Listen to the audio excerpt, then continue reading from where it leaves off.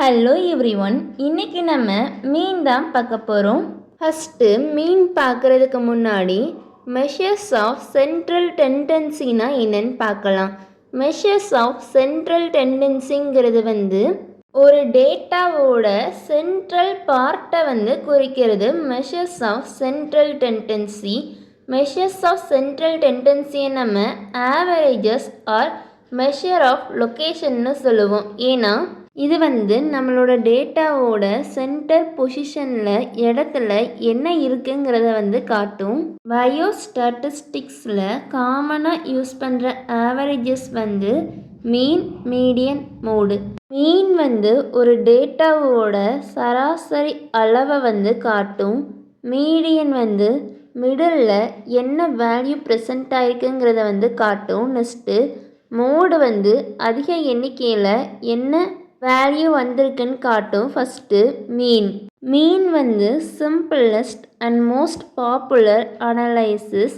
இதில் என்ன பண்ணுவோன்னா ஒரு டேட்டாவோட சராசரி வேல்யூவை கண்டுபிடிப்போம். நம்ம ஒரு டேட்டாவோட ஆவரேஜை எப்படி கண்டுபிடிப்போம்னா டேட்டாவோட வேல்யூ எல்லாத்தையும் ஆட் பண்ணிவிட்டு எத்தனை நம்பர் ஆஃப் டேட்டா இருக்குங்கிறத வச்சு டிவைட் பண்ணுவோம். நம்ம மீனை எக்ஸ் பார்ன்ட்டு மென்ஷன் பண்ணுவோம். Mean x bar equal to sum of all observations. ஒரு டேட்டாவோட எல்லா வேல்யூவையும் ஆட் பண்ணுறது தான் sum of all observations by total number of observation. எத்தனை டேட்டா இருக்குங்கிறது தான் total number of observation. Series of individual observation, discrete series, continuous சீரீஸ்க்கெல்லாம் மீனை எப்படி கண்டுபிடிப்போன்னு பார்க்கலாம். First series of individual observation. இதில் டேட்டா எல்லாம் தனித்தனி நம்பர்ஸாக இருக்கும். இப்போ student A 14 mark, student B 17 மார்க்குன்னு கொடுத்துருக்கிறது தனித்தனி ஸ்டூடெண்ட்டோட மார்க். இதுதான் இண்டிவிஜுவல் சீரீஸ். இதுக்கு மீன் கண்டுபிடிக்கிறதுக்காக நம்ம ஸ்டூடெண்ட்டோட மார்க் எல்லாத்தையும் ஆட் பண்ணுறோம். 14 + 17 + 13 + 15 + 19 +ன்னு ஆட் பண்ணிவிட்டு வந்த ஆன்சர் கூட எத்தனை ஸ்டூடெண்ட்ஸோட மார்க் எடுத்திருக்குங்கிறத வச்சு டிவைட் பண்ணுவோம். டிவைட் பண்ணால் நம்மளுக்கு மீன் கிடச்சிரும். நம்ம இண்டிவிஜுவல் அப்சர்வேஷனுக்கு 2 மெத்தடில் மீனை கண்டுபிடிப்போம். Direct method, assumed method. Direct method இதுக்கு முன்னாடி பார்த்த மாதிரி தான். இதில் 10 ஸ்டூடெண்ட்ஸோட தமிழ் மார்க்கை கொடுத்துருக்காங்க. இதுக்கு நம்ம மீன் கண்டுபிடிக்கணுன்னா அந்த 10 ஸ்டூடெண்ட்ஸோட மார்க்கையும் ஆட் பண்ணுவோம். ஆட் பண்ணிவிட்டு எத்தனை ஸ்டூடெண்ட்ஸோட மார்க்கை எடுத்துருக்கோங்கிறத வச்சு டிவைட் பண்ணால் நம்மளுக்கு மீன் கிடச்சிரும். இது direct method. Next assumed method or shortcut method. இதில் 10 ஸ்டூடெண்ட்டோட ஹிந்தி மார்க் கொடுத்துருக்காங்க. இதை நம்ம அஸ்யூம்டு மெத்தடில் பண்ண போகிறோம். அஸ்யூம்டு மெத்தடுக்கு நம்மளாம் ஒரு வேல்யூவை எடுத்துக்கிடணும். இதில் 19 அஸ்யூம்டு மீனாக எடுத்திருக்கோம். அஸ்யூம்டு மீனையும் எக்ஸையும் சப்ராக்ட் பண்ணுறோம். 15 - 19 - 4, 17 - 19 - 2ன்ட்டு நம்ம அப்படி சப்ராக்ட் பண்ணுறோம். சப்ராக்ட் பண்ண வேல்யூ எல்லாத்தையும் நம்ம ஆட் பண்ணும்போது நம்மளுக்கு -27 கிடைக்கிது. அதுதான் நம்மளுக்கு டி. அஸ்யூம்டு மீன் மெத்தடோட ஃபார்முலா என்னென்னா a + sum of d by n. ஏங்கிறது அஸ்யூம்டு மீன், டிங்கிறது டெரிவேஷன். நம்மளுக்கு முன்னாடி கிடச்சதில்ல, அதுதான் டி பை n. என்னங்கிறது நம்பர் ஆஃப் அப்சர்வேஷன். அப்போது 19 + 27 பை 10. அப்படி பண்ணும்போது நம்மளுக்கு மீனோட வேல்யூ கிடச்சிரும். இதில் 16.3 மீனோட வேல்யூ. சீரீஸ் ஆஃப் இண்டிவிஜுவல் அப்சர்வேஷனில் டைரக்ட் மெத்தடும் அஸ்யூம்டு மெத்தடும் பார்த்தோம். இப்போ டிஸ்க்ரீட் சீரீஸ். டிஸ்க்ரீட் சீரீஸுங்கிறது டிஸ்கண்டினியூஸ் சீரீஸ். டிஸ்கண்டினியூஸ் சீரீஸோட ஃபார்முலா என்னென்னா fx பை f. fxங்கிறது எஃப்ஐயும் எக்ஸையும் மல்டிப்ளை பண்ணி வர வேல்யூ. எஃப்ங்கிறது எத்தனை டைம் டேட்டா எடுத்திருக்கோங்கிறது f. Example the number of seed produced by 106 plant in a garden. ஒரு கார்டனில் 106 செடியில் எத்தனை சீடு ப்ரொடியூஸ் ஆகிருக்குங்கிறது தான் கொஸ்டின். இதில் நம்ம எப்படி எடுத்திருக்கோம்னா 106 பிளான்ட்டும் எத்தனை சீட் ப்ரொடியூஸ் பண்ணியிருக்குங்கிறத வந்து எழுதிட்டு நெக்ஸ்ட்டு மொத்தமாக எடுத்து போட்டிருக்கோம். பிளான்ட் ஏ வந்து 200 சீட்ஸ் அண்ட் பிளான்ட் பி வந்து 190 சீட்ஸ் அண்ட் பிளான்ட் சி வந்து 200 சீட்ஸ்ன்ட்டு நம்ம ஃபுல்லாக எழுதிட்டு எத்தனை பிளான்ட் வந்து 200 சீட்ஸை வந்து ப்ரொடியூஸ் பண்ணியிருக்குங்கிறத வந்து எழுதுகிறோம். அந்த மாதிரி 106 பிளான்ட்டுக்கும் எழுதுகிறோம். எத்தனை சீடு வந்து ப்ரொடியூஸ் பண்ணியிருக்கு, எத்தனை பிளான்ட் வந்து ப்ரொடியூஸ் பண்ணியிருக்குன்னு தனித்தனியாக போடுறோம் டேபிள். இப்படி போட்டுட்டு சீடையும் நம்பர் ஆஃப் பிளான்ட்டையும் மல்டிப்ளை பண்ணும்போது நம்மளுக்கு வந்து எஃப்எக்ஸ் கிடைக்கும். இந்த எஃப்எக்ஸ் எல்லாம் ஆட் பண்ணும்போது நம்மளுக்கு இந்த 106 பிளான்ட்டும் எவ்வளோ சீடு வந்து ப்ரொடியூஸ் பண்ணியிருக்குங்கிற டோட்டல் அமௌண்ட் வந்து நம்மளுக்கு கிடைக்கும். நம்மளோட கொஸ்டின் வந்து மீன் கண்டுபிடிக்கிறது. Total number of observation by number of observation. Total number of observation கிடச்சிட்டா 17,890. இது கூட நம்ம வந்து நம்பர் ஆஃப் அப்சர்வேஷனை வச்சு டிவைட் பண்ணும்போது நம்மளுக்கு ஆன்சர் கிடச்சிரும் 106. 17,890 by 106 equal to 168.77. ஆவரேஜாக 168 சீட்ஸ் வந்து ஒரு பிளான்ட் வந்து ப்ரொடியூஸ் பண்ணியிருக்கு. இது வந்து direct methods of discrete series. Next shortcut or assumed method. இதில் வந்து ஃபார்முலா என்னென்னா a + sum of fd by n. a வந்து அஸ்யூம்டு மீன், என்னங்கிறது வந்து நம்பர் ஆஃப் அப்சர்வேஷன், டிங்கிறது வந்து அஸ்யூம்டு மீனையும் எக்ஸையும் சப்ராக்ட் பண்ணி வர வேல்யூ வந்து டி. எஃப்டிங்கிறது வந்து டியையும் எஃப்ஐயும் மல்டிப்ளை பண்ணி வர வேல்யூ. இது வந்து சம் பார்த்தா புரியும். அஸ்யூம்டு மீனுங்கிறது வந்து நம்மளாம் ஒரு வேல்யூ இதுதான் மீனுங்கிற மாதிரி வைக்கிறது. இதில் வந்து 170 வந்து வச்சுருக்கோம். 200 மைனஸ் 170 வந்து 30, 190 மைனஸ் 170 வந்து 20. அந்த மாதிரி எக்ஸையும் அஸ்யூம்டு மீனையும் சப்ராக்ட் பண்ணி நம்ம வந்து டி கண்டுபிடிக்கிறோம். நெக்ஸ்ட்டு இந்த டியையும் எஃப்ஐயும் மல்டிப்ளை பண்ணுறோம். 30 × 4 வந்து 120, 20 × 12 வந்து 240. அந்த மாதிரி மல்டிப்ளை பண்ணி எல்லாத்தையும் ஆட் பண்ணும்போது வர வேல்யூ தான் எஃப்டி. இப்போது ஃபார்முலாவில் அப்ளை பண்ணுறோம்.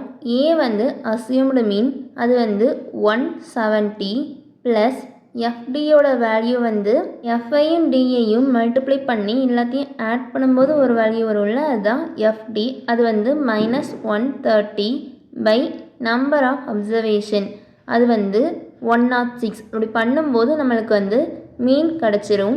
Next continuous series. Continuous series வந்து கிளாஸ் இன்டர்வலோடு வரும்.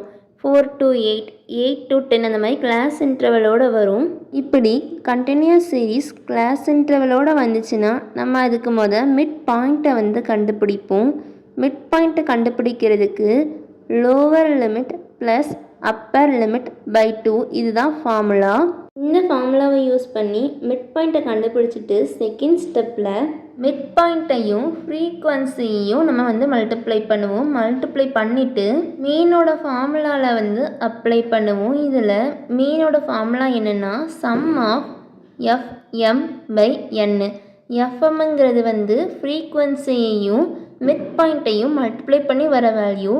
என்னங்கிறது வந்து நம்பர் ஆஃப் அப்சர்வேஷன். இந்த சம்மில் கிளாஸ் இன்டர்வலோட வர வேல்யூவுக்கு மீனை வந்து கண்டுபிடிக்க சொல்லியிருக்காங்க.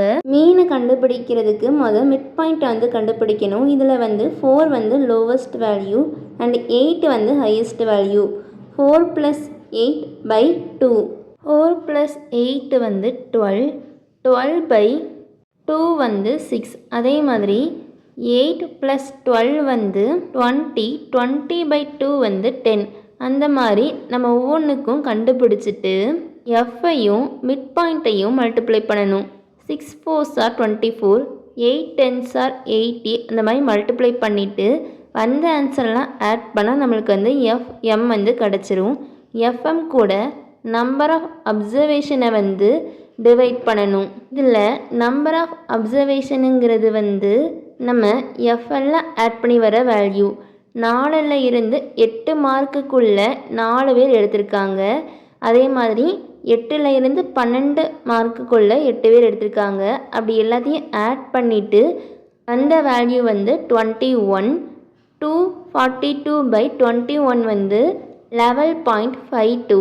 இது வந்து direct method for continuous series with class interval. Next assumed method பார்க்க போகிறோம்.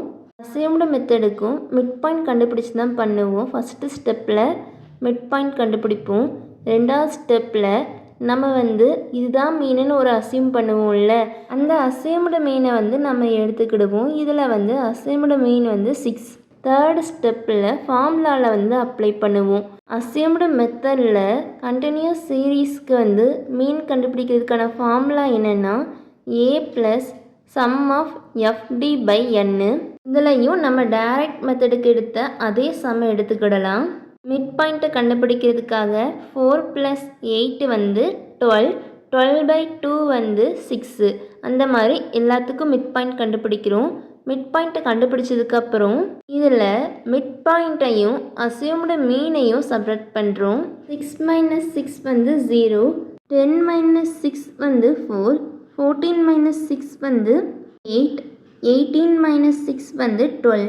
இந்த மாதிரி டியை கண்டுபிடிச்சதுக்கப்புறம் டியையும் எஃப்ஐயும் மல்டிப்ளை பண்ணுறோம். 4 × 0 வந்து 0, 6 × 8 வந்து 48, 3 × 12 வந்து 36. அந்த மாதிரி மல்டிப்ளை பண்ணிவிட்டு எல்லாத்தையும் ஆட் பண்ணும்போது நம்மளுக்கு சம் ஆஃப் எஃப்டி வந்து கிடச்சிரும். இதை வந்து ஃபார்முலாவில் அப்ளை பண்ணுறோம். அசியூம்டு மீன் வந்து 6, சம் ஆஃப் எஃப்டி வந்து 116 அண்ட் என் வந்து 21. இதெல்லாம் பண்ணும்போது நம்மளுக்கு வந்து மீன் வந்து கிடச்சிரும் 11.52. மீனோட அட்வான்டேஜஸ் பார்க்கலாம். மீன் பண்ணுறதுக்கு நல்லா மேக்ஸ் வரணும்னு அவசியம் கிடையாது. அதை வந்து ஈஸியாக யாருனாலும் பண்ணலாம். இதில் நம்ம எல்லா அப்சர்வேஷனையும் கணக்கில் எடுத்துக்கிடுவோம். நம்ம எடுத்துக்கிற சாம்பிள்னால் நம்மளோட மீன் வந்து சேஞ்ச் ஆகாது. 2 or more set of data வந்து கம்பேர் பண்ணுறதுக்கு ஈஸியாக இருக்கும், ஈஸியாக புரியும். அதுக்கப்புறம் மீன் தான் அதிகமாக யூஸ் பண்ணுறோம் சென்ட்ரல் டெண்டன்சியை வந்து கண்டுபிடிக்கிறதுக்கு.